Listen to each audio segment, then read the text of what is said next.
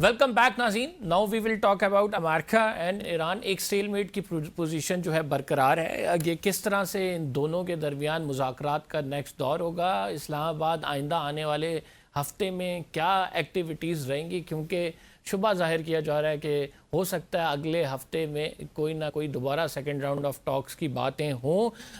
Iran ने एक नया प्रपोज़ल नाज़रीन भेजा है, अमेरिका ने उस पर अदम एतमाद का इजहार किया है, लेकिन इसके बावजूद दोनों के दरमियान टेलीफोनिकली वाया पाकिस्तान गुफ्तगू का सिलसिला जारी है। नेवल ब्लॉकेट भी है, स्ट्रेट ऑफ हॉर्मुज़ भी बंद है, ऑयल प्राइसेस भी बढ़ रही हैं। इस पर बात करने के लिए हमारे साथ मौजूद हैं ब्रिगेडियर गजनफर साहब, दिफाई तज्जिया कार हैं। हमें ज्वाइन किया नगमाना हाशमी साहिबा ने, सीनियर सिफारतकार है। बहुत शुक्रिया आप दोनों मौजूद मेहमान ग्रामी का, बड़ा एक्सपीरियंस है आप दोनों का। तो एक्सपीरियंस के हवाले से ही सबसे पहले ब्रिगेडियर साहब, राइट नाउ जो स्टेलमेट की पोजीशन है वो कब तक बरकरार रह सकती है? And when we particularly talk about president Trump towards to China, आप समझते हैं 15 मई से पहले कोई ना कोई बर्फ पिघलेगी? बहुत बहुत शुक्रिया। बिस्मिल्लाह रहमान रहीम। असल में जो इस चीज़ का अंदाज़ा हम बुनियादी तौर पर ट्रम्प की बातों से ही लगा सकते हैं।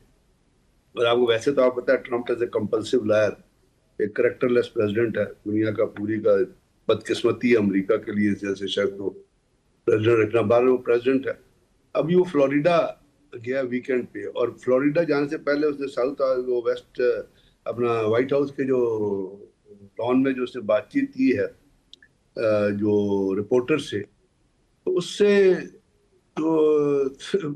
तो कोई चीज़ें जो है वो बड़ी अजीब व गरीब सी सामने आती हैं। क्योंकि एक तो उसको सेंटकॉम ने ब्रीफिंग दी थी कोई जुमेरात थर्सडे को मेरा ख्याल, तो उससे रिपोर्टर्स ने पूछा कि जो ब्रीफिंग में क्या हुआ। उसने कहा उन्होंने कुछ एडिशनल ऑप्शन दिए हैं इस ये जो सीज है जो उन्होंने सेंटकॉम ने किया उसको बढ़ाने के लिए, और हम उससे we are getting result out of it.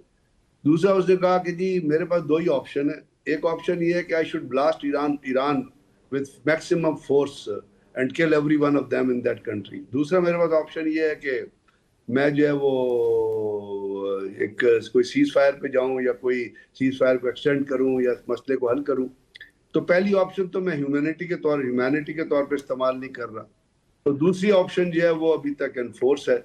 और इसका मतलब है कि जितनी डिप्लोमेटिक एक्टिविटी हो रही है, जिसमें हम कह रहे हैं ईरान ने एक प्रपोजल भेजी और अभी ईरान ने 14 पॉइंट और भेजे हैं, तो उसके हिसाब से तो पहली प्रपोजल पे मार्को रूबियो ने ये कह दिया था कि जी हमें कबूल नहीं है। अभी भी उसे जाते जाते फ्लोरिडा जाते हुए यही कहा है कि जी उन्होंने भेजी है लेकिन वो मुझे कुछ पसंद नहीं आई है।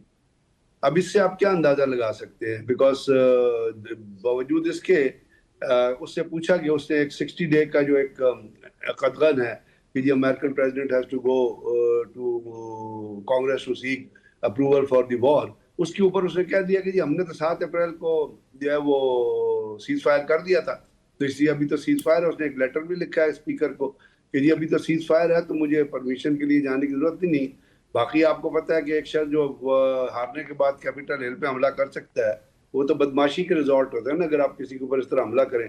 तो अभी भी वो वही उसी किस्म की टैक्टिक्स के ऊपर उतरा हुआ है। सुप्रीम कोर्ट को उसने पहले निगेट किया, अब वो कांग्रेस के अंदर भी वही सेम एटीट्यूड के साथ चल रहे हैं। नगमाना साहिबा, आप क्या समझती हैं? तकरीबन 50% से ज़्यादा जो ऑयल है वो डिपेंड करता है स्ट्रेट ऑफ हॉर्मुज़ से चाइना का, और चाइना डायरेक्टली इससे इम्पैक्ट हो रहा है। नेवल ब्लॉकेट है, चूँकि कब तक ये नेवल ब्लॉकेट जारी रहेगा, और चाइना क्या अल्टरनेट रूट्स की तरफ जाएगा, यूएस को प्रेशराइज करेगा, इस विजिट को देखेगा, क्या करेगा चाइना इस पर्टिकुलरली चाइनीज़ लेंस से अगर हम बात करें तो? देखिए, चाइनीज लेंस से अगर बात करें तो चाइना ने तो अपनी पोजीशन काफी क्लियर की हुई है। जंग शुरू होने से पहले उन्होंने पहले भी यही कहा था कि इस जंग से सारी दुनिया डिसरप्ट होगी और ये इस जंग में नहीं जाना चाहिए, मुज़ाकरात के जरिए इसको हल करना चाहिए। खैर, वो आप जंग में चले गए तो उस वक्त भी देखें कि चीन से तो जितने भी स्टेटमेंट्स आए हैं उस पे उन्होंने कंसिस्टेंटली यही पहले तो कहा है कि जी बुटवारी का मुजाहरा करें, सब्र का मुजाहरा करें और डिप्लोमेसी को चांस दें, और ये जंग मत करें। और कॉन्स्टेंटली उन्होंने कहा कि मजीद इसको एस्केलेट ना करें और सीज फायर की तरफ आ जाएं। खैर, वो इवेंचुअली सीज फायर तो हो गया, लेकिन उसके बाद जो उसकी वायलेशंस हुई तो आप देखें कि चीन के जो स्टेटमेंट्स आए हैं वो काफी स्ट्रॉन्ग हैं। उसके बाद आपने देखा कि उनके डिफेंस मिनिस्टर जो हैं वो कभी भी नहीं बात करते इस तरह, बट उनका भी बयान आया कि जी अगर हमारी एक भी शिप पे कोई एक खराश भी आई तो फिर we will take care of it in a manner जो बहुत सख्त होगा।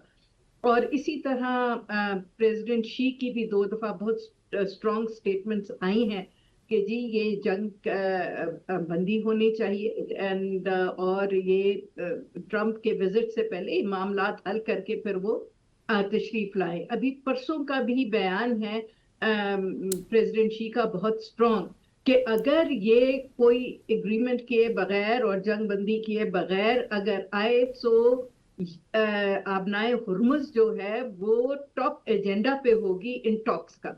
सो in order to make these talks successful, जो ट्रम्प के लिए बहुत इंपॉर्टेंट है, तो मेरा तो ये ख्याल अच्छा, है अब ये इसी पे एक सप्लीमेंट्री क्वेश्चन ये है कि जाहिर बात है यूएस ने ये टूर बहुत पहले से प्लान किया हुआ था और इस लेवल पे एंगेजमेंट के डोनाल्ड ट्रम्प खुद जाके शी जिनपिंग से मिलें और उधर का टूर करें या फिर उसको वहाँ पे जो बायलैटरल टॉक्स हों उसमें बहुत इंपॉर्टेंट एजेंडाज होंगे जो कि उनकी इकॉनमी से रिलेटेड होंगे, यूएस और अमेरिका जो स्ट्रैटेजिक गेन्स हैं उससे रिलेटेड होंगे।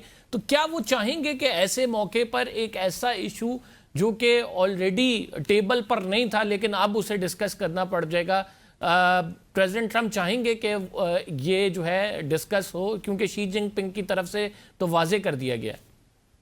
देखिए, आपको अगर याद हो तो ये जो विजिट है ये पहले अप्रैल में होना था, लेकिन वो पहले ही मार्च में शायद होना था, तो वो पहले ही इसकी जंग की वजह से वो पोस्टपोन एक दफा हो चुका है।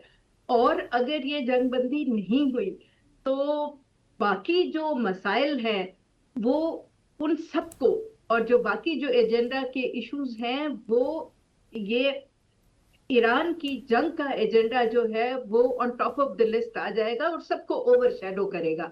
तो आई थिंक ये ना इस वक्त चीन और अमेरिका के हक में तो बिल्कुल भी नहीं है, क्योंकि उनकी इकोनॉमी ऑलरेडी बहुत ज्यादा डिफिकल्टीज में है। और अब तो आपने देखा है कि हर फील्ड में चाइना ने अमेरिका को ओवरटेक कर लिया है और उनका जितना उधार देना है चीनियों का, उसकी जो रीएडजस्टमेंट होती है वो अपने ट्रेजरी बॉन्ड्स ऑलरेडी निकालने शुरू कर दिए हैं, फ्रांस ने भी निकालने शुरू कर दिए। These are major issues. तो अगर ट्रम्प चाहते हैं कि ये मेजर इश्यूज रिजॉल्व हों, फ्रांस ने अपना सारा गोल्ड निकाल दिया है अमेरिका से, तो ये तो मामलात उसी वक्त डिस्कस होंगे जब पहले ये जो एक अर्जेंट मसला थोप दिया गया है वो जो है एड्रेस हो। जी ठीक है नगमाना साहिबा, हम छोटा सा ब्रेक ले रहे हैं। We will be right back after the short break. आप कहीं मत जाइएगा, गुफ्तगू के सिलसिले को जारी रखें।